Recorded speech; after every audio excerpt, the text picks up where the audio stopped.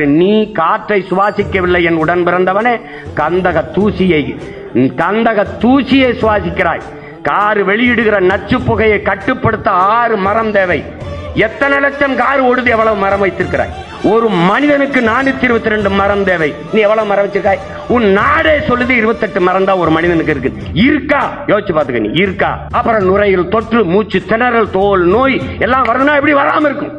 எப்படி வராம இருக்கும்? வீடு வீடுக்கு போய் ஓட்டு கேட்கிற பெருமக்களே, வீடு வீடுக்கு போய் அங்கே வாழ்கிற என் மக்களிடத்தில் கேளுங்கள். அனல் மின்சாரத்தை பெருக்க வேண்டுமா? அந்த நீட்டிப்பு வேண்டாம் அவன்கிட்ட கேளு. ஒவ்வொரு தடவை அவன் வீட்டுல போய் கேளு.